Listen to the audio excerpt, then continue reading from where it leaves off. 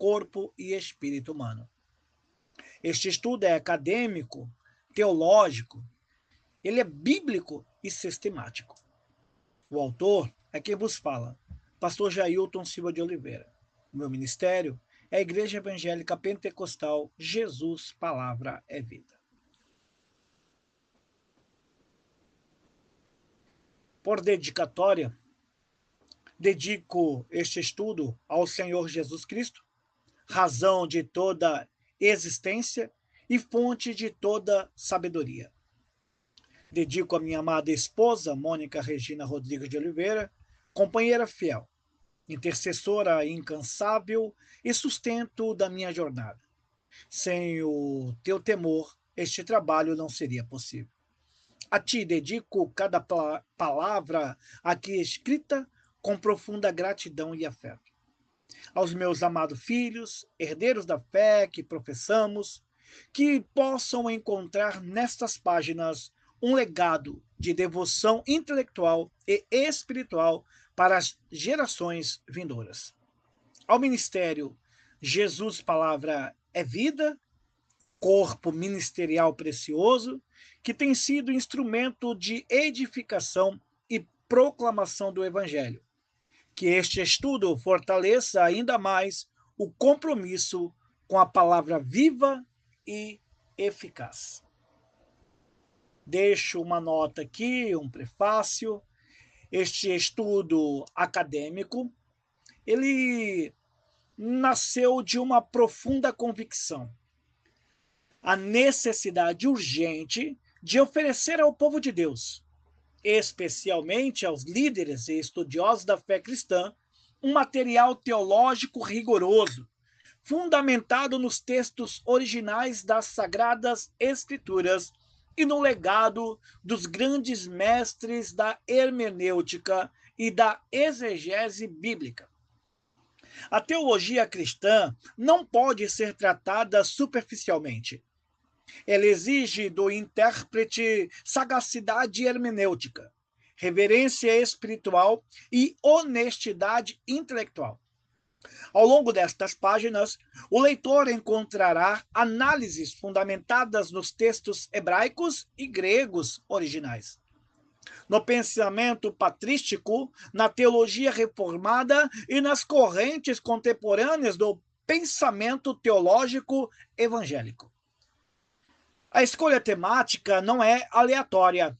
A manifestação de Jesus Cristo, sua promessa, suas obras e a comparação com a constituição tricotômica do ser humano representam o coração da fé cristã ortodoxa.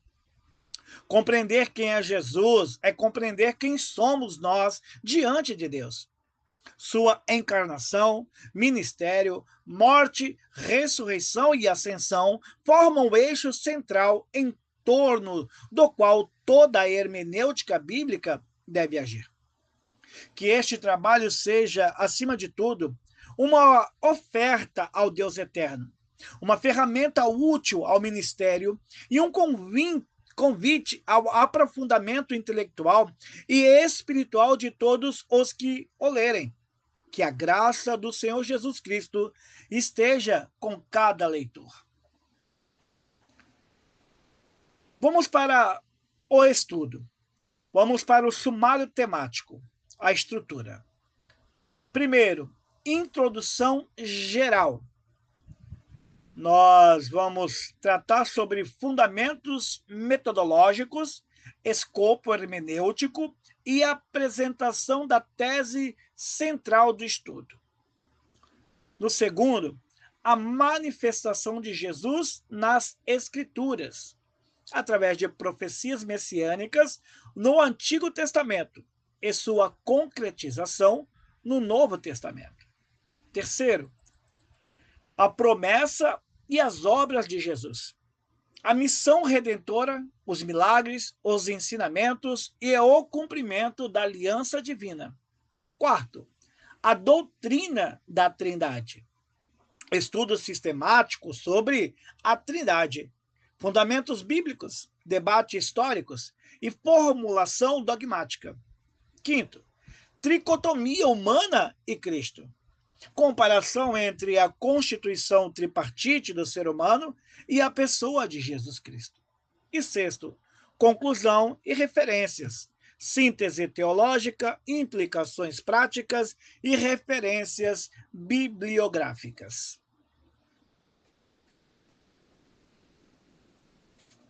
Vamos para o primeiro capítulo, Introdução Geral, Fundamentos Metodológicos.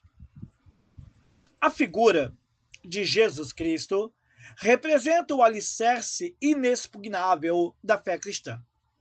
Toda a narrativa bíblica, do Gênesis ao Apocalipse, converge para sua pessoa, obra e missão. Este estudo propõe-se, portanto, a investigar com rigor acadêmico e reverência espiritual a manifestação de Cristo nas Escrituras, suas promessas, suas obras redentoras e a profunda analogia existente entre sua pessoa e a constituição tripartite do ser humano, corpo, alma e espírito. Metodologicamente, este trabalho adota a hermenêutica histórico-gramatical como sua principal ferramenta interpretativa. Esse método considera o contexto histórico-cultural, literário e linguístico dos textos sagrados, buscando extrair o sentido pretendido pelo autor humano sob inspiração divina. A exegese, por sua vez, será empregada como instrumento de análise textual, especialmente nos textos originais em hebraico, ou seja, na Septuaginta, e no grego koiné, visando uma interpretação mais precisa e fiel às fontes primárias.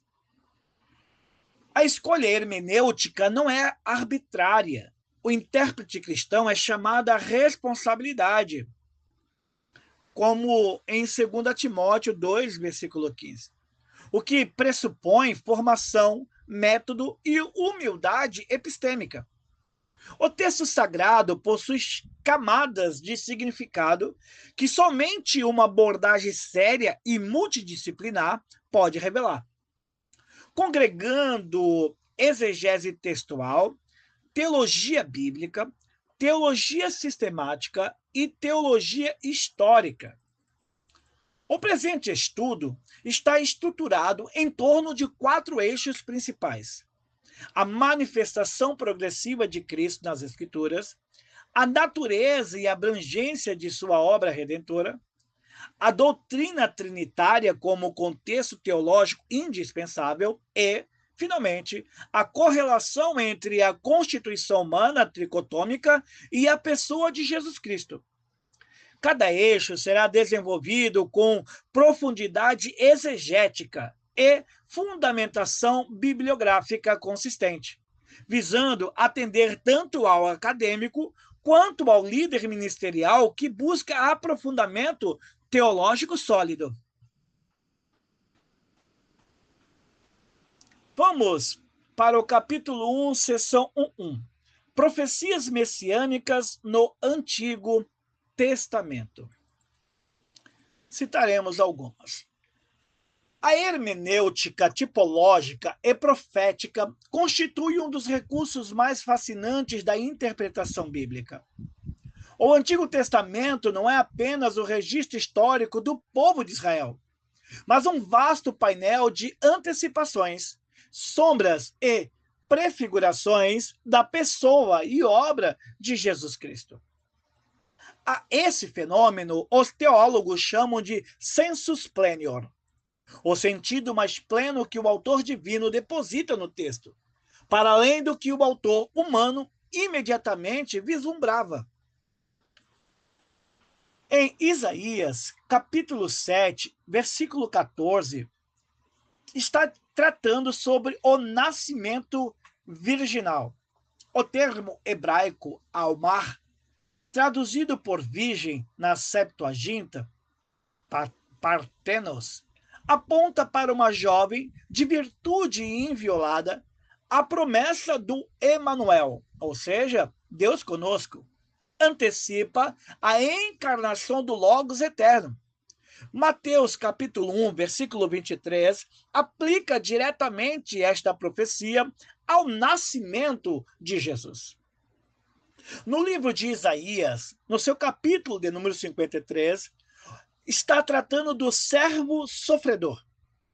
O quarto cântico do servo, Isaías 52, versículo 13, ao 53, verso 12, é possivelmente o texto messiânico mais citado no Novo Testamento. O servo é descrito como desprezado, rejeitado, portador de enfermidades, ferido por nossas transgressões. O termo hebraico nazar, levar, implica substituição expiatória, conceito central na soteriologia cristã. Já no livro de Miqueias, capítulo 5, versículo 2, Belém será a cidade do Messias. Assim aconteceu. As profecias especificam não apenas a origem geográfica do Messias, mas também declara a sua pré-existência eterna, cuja origens são desde os tempos antigos, desde os dias da eternidade. Mimei Roland. Essa declaração ultrapassa a simples dimensão histórica, afirmando a natureza divina e pré-existente do prometido. Nos Salmos 22, o clamor na cruz. Escrito por Davi séculos antes da crucificação, o Salmos 22 descreve com precisão extraordinária o sofrimento do Messias. Abandono, escárnio, sede, mãos e pés perfurados, e a divisão das vestes por sorteio. Jesus o cita ao morrer, Mateus 27, versículo 46, confirmando o cumprimento profético literal. Já em Daniel, capítulo 9, versículos 24 ao 27, trata das 70 semanas. A profecia das 70 semanas de Daniel oferece uma cronologia messiânica de precisão impressionante, apontando para a vinda do ungido, o príncipe, e para o momento em que ele seria cortado. Teólogos como Sir Robert Anderson calcularam que esse período converge diretamente para a entrada triunfal de Jesus em Jerusalém.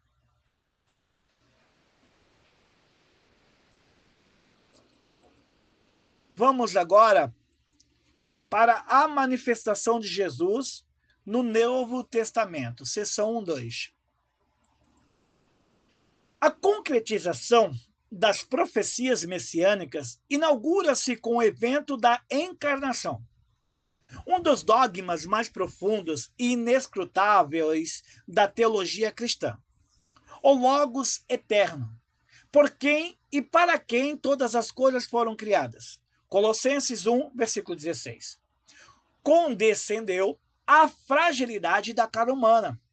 João, com maestria teológica incomparável, apresenta este evento em seu prólogo, João 1, versículo 1 ao 18.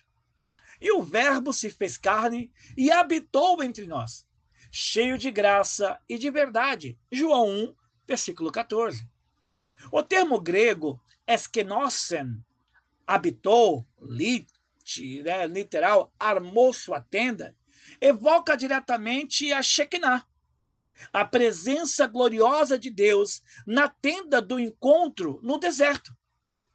João estabelece, assim, uma tipologia profunda. Assim como Deus habitou no tabernáculo no meio de Israel, agora habita em carne humana, visível e tangível. A encarnação é a Shekinah definitiva. Os evangelhos sinóticos preservam a narrativa do nascimento virginal com ênfases complementares. No livro de Mateus, no seu capítulo 1, nos versículos 18 a 25, escrevendo para uma audiência judaica, sublinha o cumprimento profético e a linhagem davídica de Jesus através de José. No livro de Lucas, no seu capítulo 2, no versículo 1 ao 20, com seu foco no universal e no marginalizado, apresenta o anúncio aos pastores, os excluídos da sociedade judaica do primeiro século, como o primeiro sinal da democratização da graça divina. A preparação do ministério de Jesus, seu batismo, tentações no deserto e chamado dos discípulos, revela o padrão de uma vida vivida em total submissão ao Pai. No batismo, em Mateus 3, versículos 13 a 17, a Trindade manifesta-se de forma inédita e simultânea. O Filho batizado nas águas, o Espírito descendo em forma corpórea de pomba e a voz do Pai rasgando os céus. É a primeira teofania trinitária explícita da história da salvação.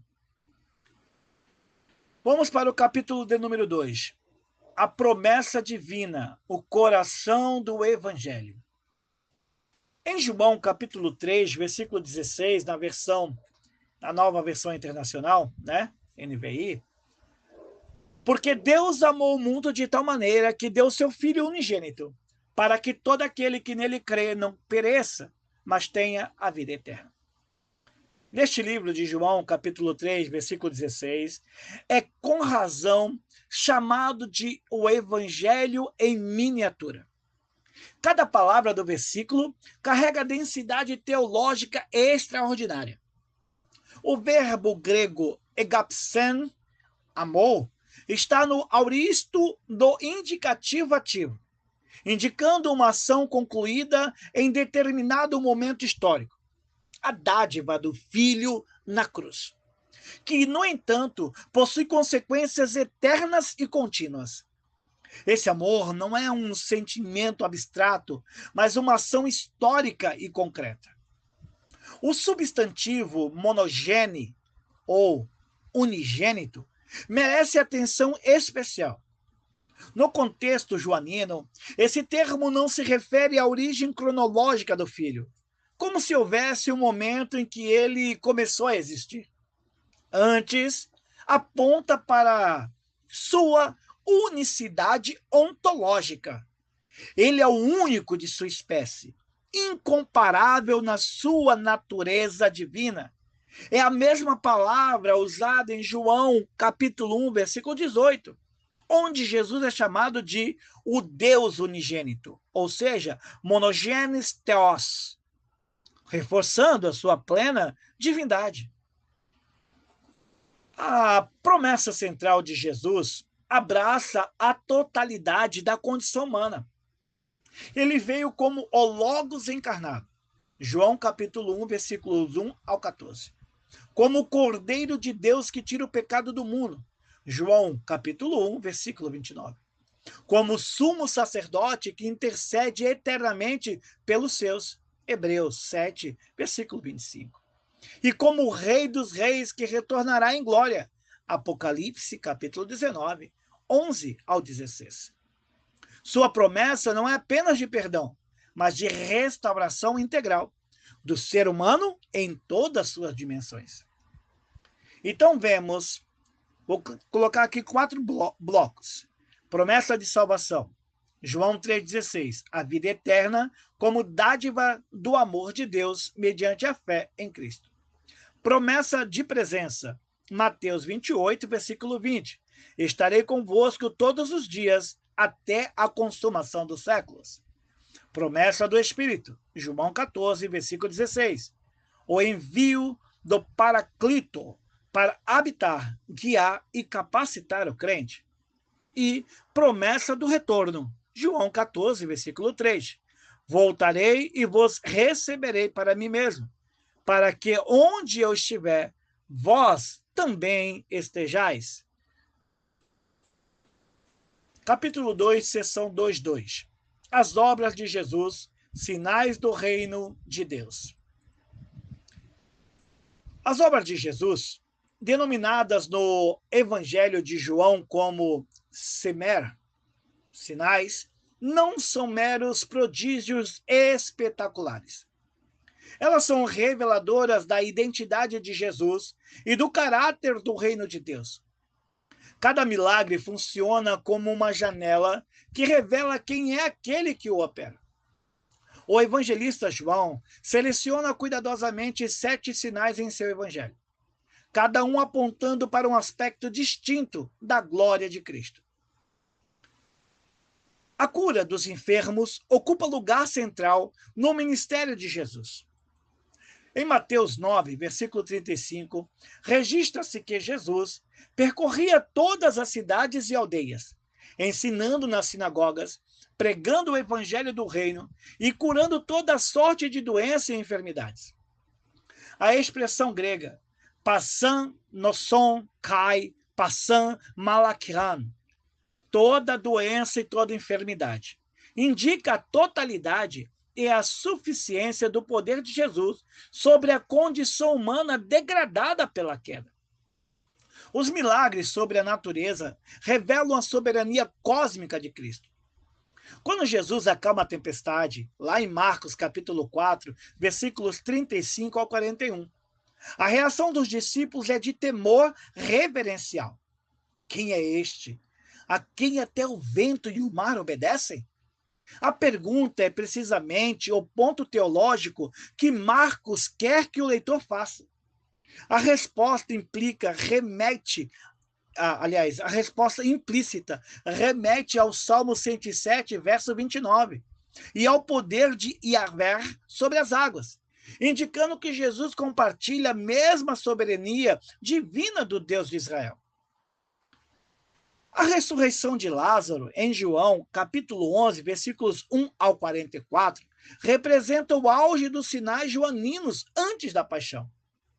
Jesus declara com autoridade absoluta: eu sou a ressurreição e a vida. João 11, versículo 25.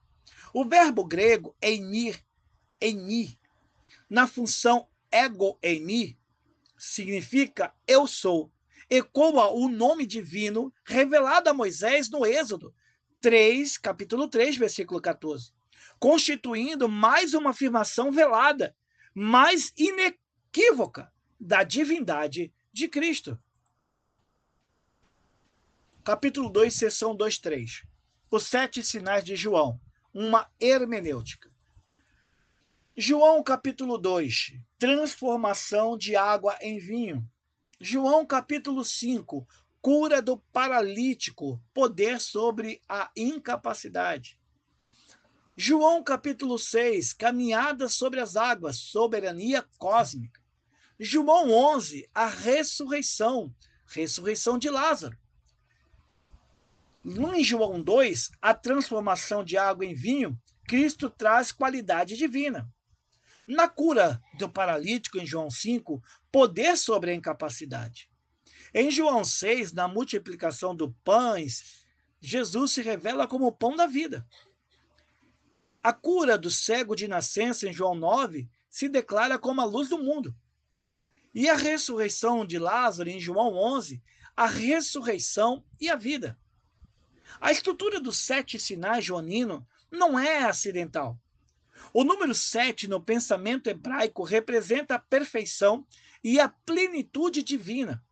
João, deliberadamente, organiza esses milagres para construir uma cristologia progressiva que culmina na maior das declarações. Jesus é a ressurreição e a vida. Cada sinal acompanhado por um discurso ou diálogo que aprofunda seu significado teológico, tornando o Evangelho de João uma obra de arte hermenêutica sem paralelo na literatura bíblica. É fundamental notar que João declara explicitamente seu propósito evangelístico. Estes, porém, foram escritos para que creais que Jesus é o Cristo, o Filho de Deus, e para que, crendo, tenhais vida em seu nome. João, capítulo 20, versículo 31. Os sinais, portanto, servem à fé. Não são fins em si mesmos, mas instrumentos da revelação divina que conduzem o leitor ao encontro pessoal com o seu Salvador. Capítulo 2, seção 2.4. os ensinamentos de Jesus, o Sermão do Monte. Está escrito que se as obras de Jesus revelam seu poder, seus ensinamentos revelam sua sabedoria e o caráter do reino de Deus. O Sermão do Monte, em Mateus 5 ao 7, representa o mais completo compêndio ético do ensino de Jesus e tem sido chamado de a Magna Carta do Reino de Deus. Guarda isso, a Magna Carta do Reino de Deus. Nele, Jesus não apenas intensifica os requisitos éticos da Torá, mas os internaliza, deslocando o foco da observância exterior para a transformação do coração. A estrutura retórica característica de Jesus. Ouvistes o que foi dito, mas eu vos digo, em Mateus 5, 21 ao 48, não constitui uma revogação da lei mosaica, mas sua interpretação autorizada e definitiva. O contraste grego entre o auristo passivo, ou seja, ererte, foi dito, e o presente ativo, lego, rimin, eu digo a vós, sublinha a superioridade da autoridade de Jesus sobre toda tradição interpretativa anterior, incluindo os escribas e os fariseus. As bem-aventuranças de Mateus 5, versículos 3 ao 12, inauguram o sermão com uma inversão radical dos valores do Império Romano e da religiosidade farisaica. O pobre em espírito, ptox to pneumate, isso mesmo, não é o economicamente miserável, mas aquele que reconhece sua total dependência e bancarrota espiritual diante de Deus. E a este é prometido o próprio reino dos céus. Essa inversão axiológica é característica fundamental da ética do reino. As parábolas, igualmente, constituem um método pedagógico único de Jesus. Por meio de histórias tiradas do cotidiano, agricultura, pesca, comércio, família, Jesus revela mistérios que transcendem o ordinário. O filho pródigo, em Lucas 15, versículo 11 ao 32, o samaritano compassivo, em Lucas 10, 25 ao 37, os talentos, em Mateus 25, 14 ao 30, cada parábola é um convite à reflexão, ao autoexame e à transformação. Capítulo 2, seção 2:5. A paixão, morte e ressurreição de Cristo. Significado expiatório da cruz. A morte de Jesus na cruz não foi um acidente histórico, mas o ato redentor central de toda a história da salvação. O termo grego hilasterion, propiciação ou lugar de expiação, usado em Romanos capítulo 3, versículo 25 e em Hebreus 9, versículo 5, conecta o sacrifício de Cristo ao propiciatório do tabernáculo, onde o sangue era aspergido no dia da expiação. Jesus é, ao mesmo tempo, o sumo sacerdote e o sacrifício. A ressurreição, fundamento da fé. Paulo, em 1 Coríntios, capítulo 15, versículo 17, nesta carta, formula com clareza lapidar: se Cristo não ressuscitou, a vossa fé é vã, ainda estáis nos vossos pecados. A ressurreição, anastasis, não é metáfora espiritual, mas evento histórico, verificável. O túmulo vazio as aparições pós-ressurreição e a transformação radical do discípulo constituem evidências convergentes de um acontecimento sem precedentes na história humana. A teologia paulina da justificação encontra seu fundamento na obra expiatória de Cristo. Em Romanos, capítulo 5, no seu versículo de número 1, Paulo declara: justificados, pois, pela fé, temos paz com Deus por nosso Senhor Jesus Cristo.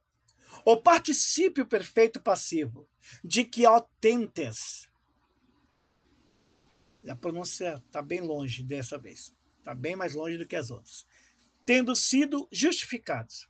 Indica uma ação realizada no passado com consequências permanentes no presente.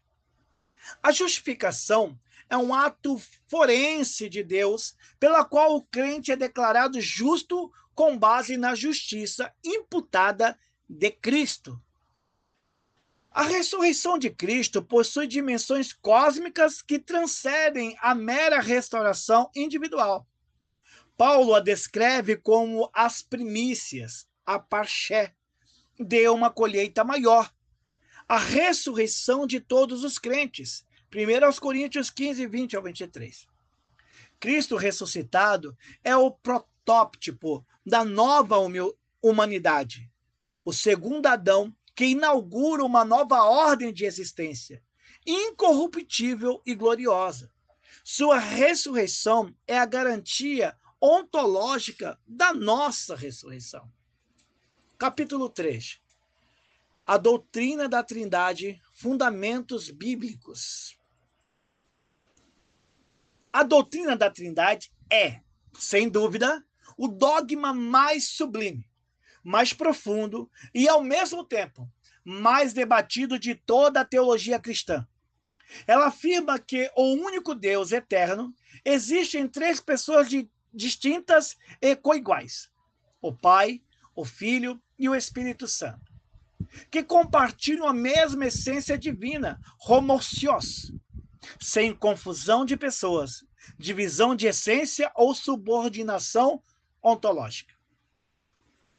É fundamental esclarecer, do ponto de vista hermenêutico, que a palavra trindade, ou trinitas do latim, não aparece explicitamente nas Escrituras Sagradas.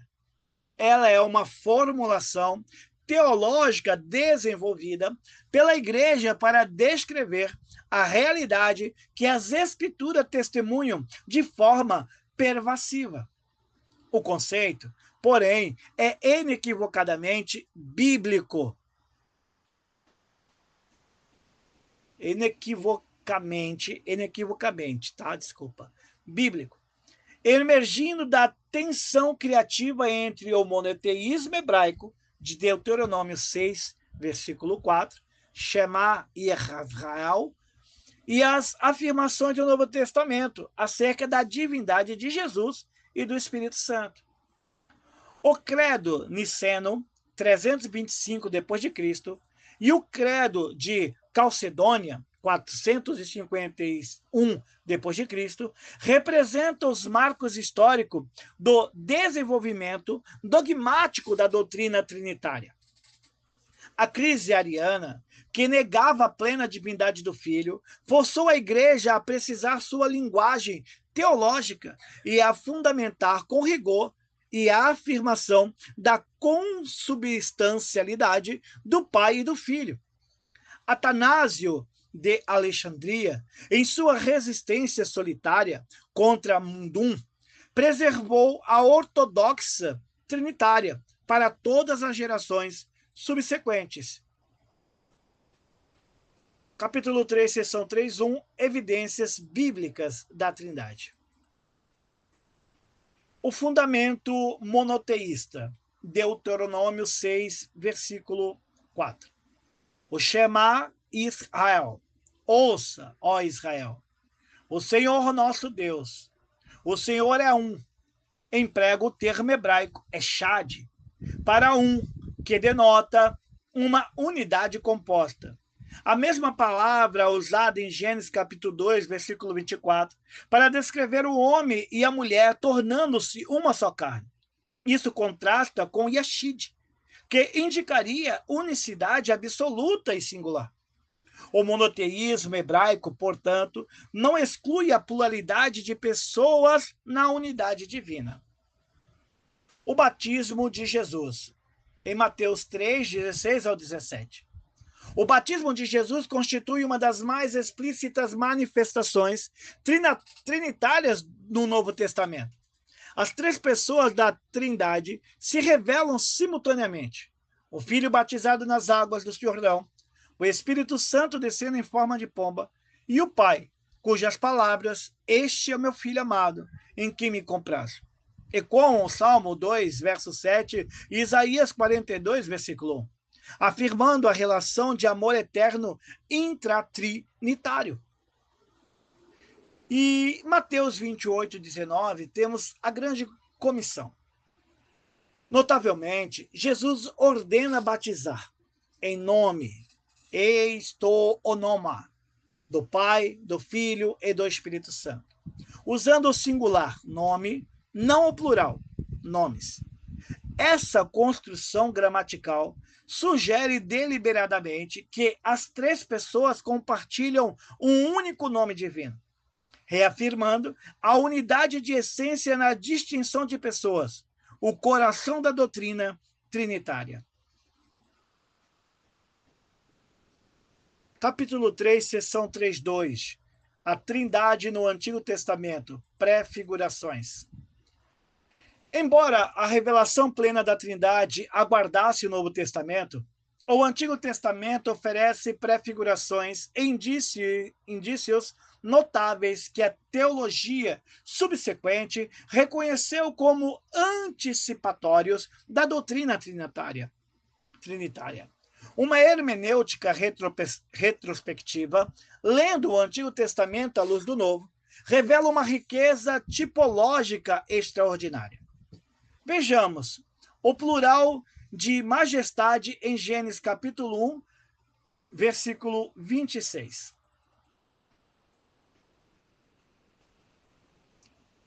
Façamos o homem à nossa imagem, conforme a nossa semelhança.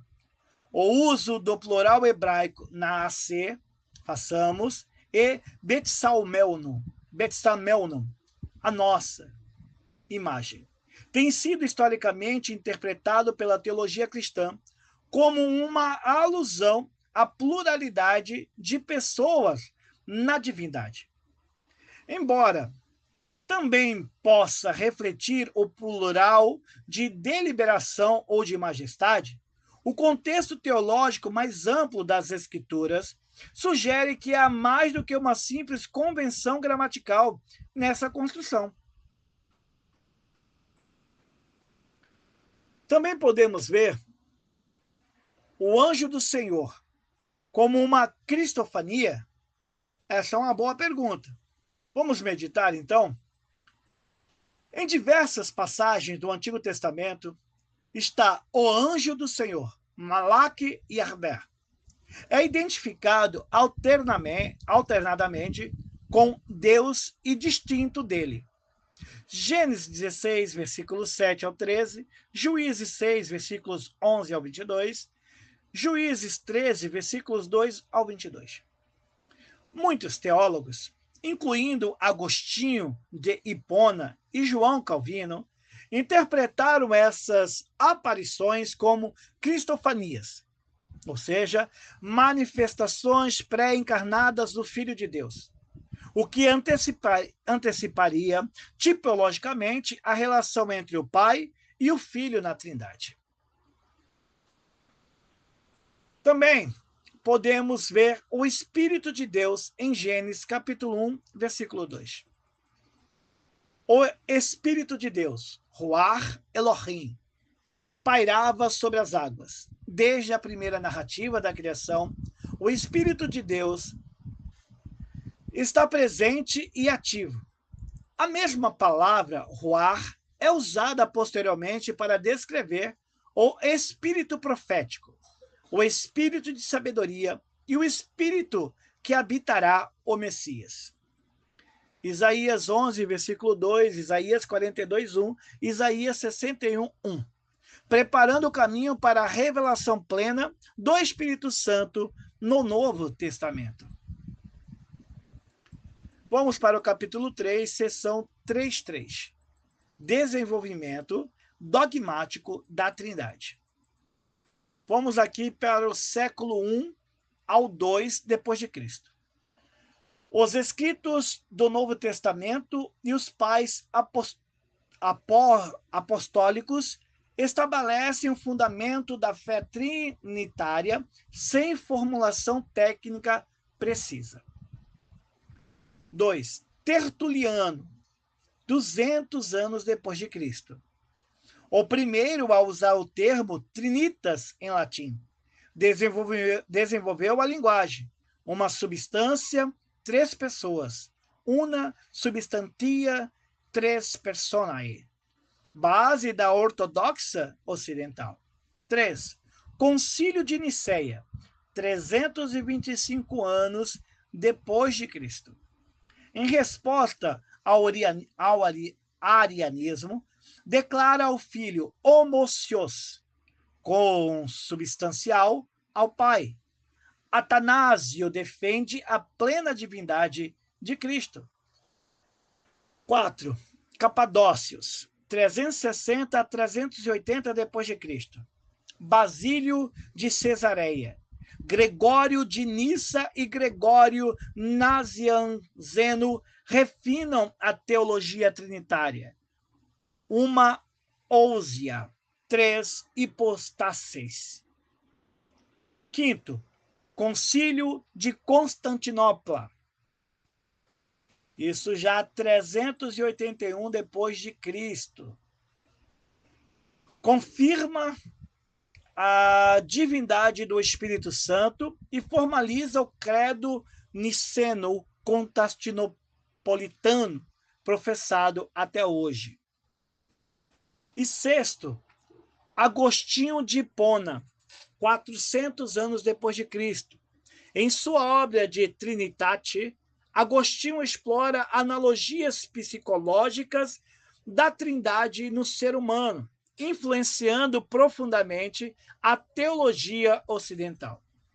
O desenvolvimento dogmático da doutrina trinitária revela que a Igreja não inventou uma teologia, mas laboriosamente precisou a linguagem para descrever a realidade testemunhada nas Escrituras e na experiência litúrgica primitiva.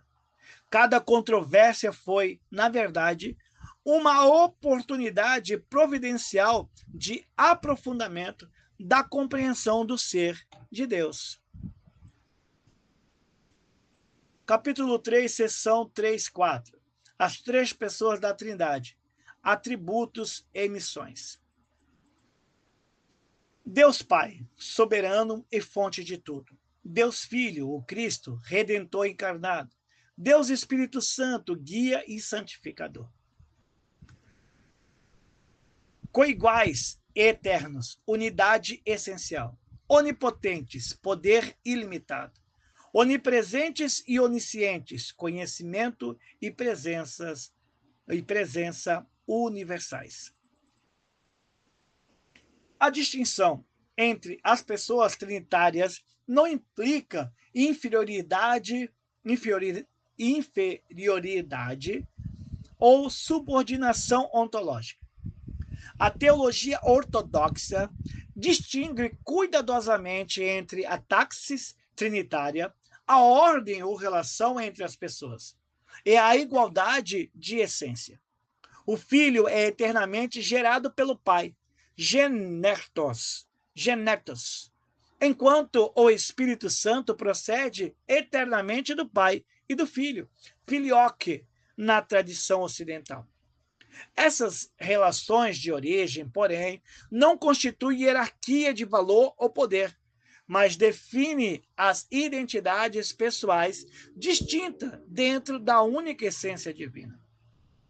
As missões econômicas, ad extra para fora de Deus, da Trindade refletem as relações imanentes, a de intra, dentro de Deus. O Pai envia, o Filho é enviado, o Espírito procede de ambos. Essa estrutura missionária da Trindade constitui o fundamento da Missio Dei, ou seja, a missão de Deus no mundo, que, por sua vez, fundamenta toda a missão eclesial. Capítulo 3, seção 3.5. Heresias trinitárias e a resposta ortodoxa. As principais heresias. Arianismo. O Filho é uma criatura subordinada ao Pai, o primogênito de toda a criação em sentido ontológico. Negação da homoousia. Modalismo. Sabelianismo. Deus é uma única pessoa que se manifesta em três modos ou máscaras diferentes. Nega a distinção real de pessoas. Triteísmos. Os três são três deuses separados. Nega a unidade essencial da divindade. Pneumatomaquismo. Nega a plena divindade do Espírito Santo, reduzindo-o a uma força ou ser intermediário, condenado em Constantinopla, 381 anos depois de Cristo. Resposta ortodoxa. Contra o arianismo, primeiro. O Concílio de Nicéia afirma a plena consubstancialidade do Filho com o Pai, baseada em João 1.1 e Filipenses 2.6. Contra o modalismo. As distinções pessoais reais são demonstradas nos textos onde as pessoas interagem. O Pai envia o Filho ora ao Pai, o Espírito intercede. Contra o triteísmo, a unidade essencial é defendida pelo Shema e pela consistência monoteística de toda a Escritura. Contra o pneumatomaquismo, Atos 5:3 ao 4, identifica o Espírito Santo com Deus. 2 Coríntios 3:17 e 1 Coríntios 2:10 ao 11, afirma sua plena divindade. O estudo das heresias trinitárias não é mero exercício histórico. Muitas dessas posições ressurgem em movimentos religiosos contemporâneos. O pastor e teólogo devem estar equipados para reconhecê-las e respondê-las com precisão bíblica e rigor argumental, pois é o que nós estamos vendo nos dias de hoje, né? Várias teologias vindas por aí, como Jesus mesmo relatou. Capítulo 3, seção 3.6, baseado em João, capítulo 1, versículos 1 a 18, a cristologia do Logos. João 1.1, NVI. No princípio era o Verbo, e o Verbo estava com Deus, e o Verbo era Deus. O prólogo joanino constitui o texto cristológico mais elevado do Novo Testamento. Em três cláusulas coordenadas de crescente profundidade teológica, João estabelece a pré-existência eterna, a distinção pessoal e a plena divindade do Logos. A expressão em Asher, no princípio, ecoa deliberadamente o Bereshit, de Gênesis 1.1. Mas a diferença é reveladora. Enquanto Gênesis, o princípio, é o início da criação, em João, o Logos está presente antes deste princípio. Ele pré-existe a criação.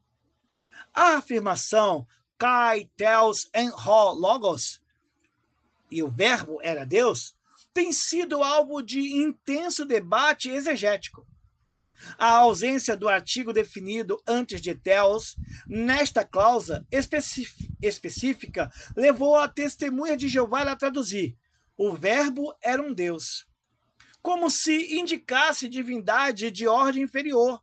Porém, a gramática grega, seguindo a regra de Colvel, né, demonstra que predicados nominais, anartros, antes do verbo, são qualitativos ou definidos, não indefinidos. João afirma que o Logos possui plenamente a natureza divina, Theos como natureza, enquanto a distinção pessoal do Filho em relação ao Pai é preservada pela segunda cláusula. O versículo 14, o Verbo se fez carne, é o eixo da virada narrativa do prólogo. A encarnação, o Logos eterno assume a natureza humana sem abrir mão da divina. A cristologia calcedônia ou calcedoniana, que veio 455 anos depois de Cristo, formulará isso como duas naturezas em uma só pessoa, sem confusão, sem mudança, sem divisão, sem separação. O que os teólogos chamam de hypostatic union. Hypostatic union. Amém? Vamos agora para a seção 3.7 do capítulo 3. A kenosis, o abaixamento do Filho. Tendo a mesma atitude de Cristo Jesus, o qual, sendo em forma de Deus, não teve como usurpação ser igual a Deus, mas esvaziou-se a si mesmo, assumindo a forma de servo, tornando-se em semelhança de homens. Texto encontrado em Filipenses, capítulo 2, versículos 5 ao 7. A tradução literal. O hino cristológico de Filipenses 2, 5 ao 11, Carmen Christi, representa um dos textos mais teologicamente densos do Novo Testamento. A palavra-chave é ekenosen, esvaziou-se, de onde deriva o conceito teológico de kenosis. O debate teológico em torno desse termo é extenso. De que exatamente o Filho se esvaziou na encarnação? É uma pergunta. A interpretação ortodoxa rejeita a ideia de que Jesus abdicou de qualquer ou quaisquer atributos divinos durante a sua vida terrena. O que a kenosis descreve não é uma diminuição da divindade, mas uma voluntária autolimitação no exercício de certos atributos divinos, como onisciência e onipotência. Em função da missão encarnada, o Filho tomou sobre si a forma de servo, morphen dolou, assumindo a condição humana em toda a sua vulnerabilidade e limitação, exceto o pecado, como está em Hebreus 4, versículo 15. A kenosis revela o caráter do amor trinitário, o amor que se doa, que se abaixa, que se faz vulnerável pelo bem do amado. Isso tem profundas implicações éticas e espirituais para o crente. Paulo não apresenta a kenosis como um mero dado dogmático, mas como modelo ético, tendo a mesma atitude de Cristo Jesus. A humildade encarnacional de Cristo é o paradigma da ética cristã. A doutrina da kenosis tem implicações diretas para a compreensão da relação entre as naturezas divina e humanas em Cristo. Questão que o concílio da Calcedônia, 451 d.C., buscou resolver com a fórmula das duas naturezas em uma só pessoa, anipostasis e enripostasis. Vamos aqui, estamos quase acabando. Capítulo 4. A constituição tricotômica do ser humano. Isso eu quis colocar muito aqui isso. A antropologia bíblica, o estudo do ser humano à luz das escrituras, constitui o terreno fértil no qual a analogia entre a pessoa de Cristo e a constituição humana pode ser mais plenamente compreendida. A visão bíblica do ser humano é holística. O homem não é um espírito preso num corpo, como na filosofia platônica, nem apenas um ser material sofisticado, como no naturalismo contemporâneo. Ele é uma unidade complexa, criado à imagem de Deus, imago Dei, constituído de corpo, alma e espírito. O texto fundante para a antropologia tricotômica é 1 Tessalonicenses, capítulo 5, versículo 23. O próprio Deus da paz vos santifique em tudo, e o vosso espírito, alma e corpo sejam conservados íntegros, irrepreensíveis na vinda de nosso Senhor Jesus Cristo. A distinção explícita entre pneuma, espírito, psiste, pse, alma, e soma, corpo, ou somar, corpo, apoia a tricotomia como uma legítima compreensão bíblica da constituição humana.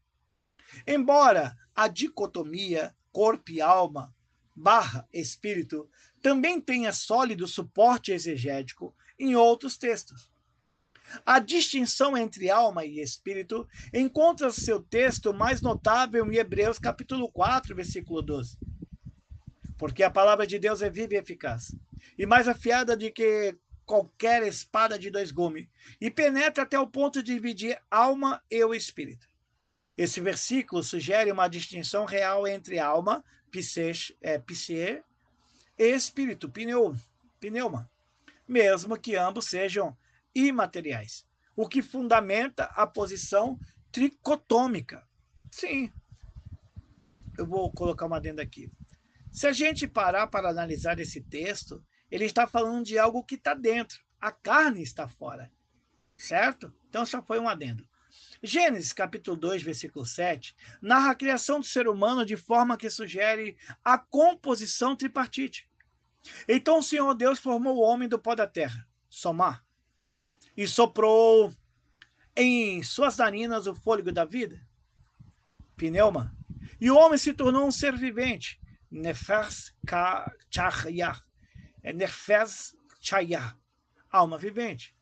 O nesharmah, fôlego divino, imprimiu no ser humano uma dimensão espiritual que o distingue radicalmente de toda a outra criação. Capítulo 4, seção 4.1. O corpo de Jesus, a encarnação e a teologia da corporalidade. A afirmação de que Jesus possuiu um corpo humano genuíno é essencial para a ortodoxia cristã. O docetismo, a heresia que negava a realidade material do corpo de Cristo. Esse é o docetismo. Afirmando que ele apenas pareceu ter um corpo. Foi combatido já pelos apóstolos, em 1 João capítulo 4, versículo 2, segunda epístola a João, capítulo 7. A encarnação não é uma aparência ou ilusão, mas um evento ontológico de consequências eternas. Vejamos. Nascimento e crescimento. Jesus nasceu de uma mulher, Gálatas 4:4, cresceu em estatura, Lucas 2:52, experimentou fome, Mateus 4:2, sede, João 19:28, cansaço, João 4:6, evidências incontestáveis de corporalidade humana genuína. Sofrimento e morte. O sofrimento de Jesus na cruz foi físico e real. Os relatos médicos do flagelo romano, da crucificação e da lança que perfurou o lado de Cristo, João 19:34, com sangue e água fluindo, confirma a morte biológica do Filho encarnado. Ressurreição corporal. O corpo ressurreto de Jesus não foi dissolvido, mas transformado. Ele comeu peixe, Lucas 24, versículo 43, foi tocado por Tomé, João 20, versículo 27, e ascendeu corporalmente, Atos 1, 9. Sua ressurreição é o protótipo da ressurreição futura dos crentes, 1 Coríntios 15, 20. E o corpo como templo. Em João capítulo 2, versículos 19 a 21, Jesus afirma que o templo a ser destruído e retificado em 3 dias é o templo do seu corpo. Seu corpo é o locus da presença divina, a Shekinah encarnada. Isso fundamenta a teologia paulina do corpo do crente como templo do Espírito Santo. 1 Coríntios 6,19. A ressurreição corporal de Cristo tem implicações profundas para a teologia do corpo humano. Ela afirma que a materialidade não é inferior à espiritualidade e que o corpo é digno de redenção e glorificação. A esperança cristã não é a imortalidade da alma desencarnada, platônica, mas a ressurreição do corpo, uma existência corporal glorificada na nova criação. E aqui nós terminamos esse estudo. Espero que você tenha gostado, tenha absorvido, aprendido e tenha testificado que Jesus Cristo é o Filho de Deus, as suas atribuições, os seus atos de confirmação sobre isso. Tratamos sobre a Trindade, entendemos ela, e a tricotomia humana, que revela a grandeza do Pai, do Filho e do Espírito Santo nas nossas vidas. Que a graça do Senhor esteja convosco. Amém.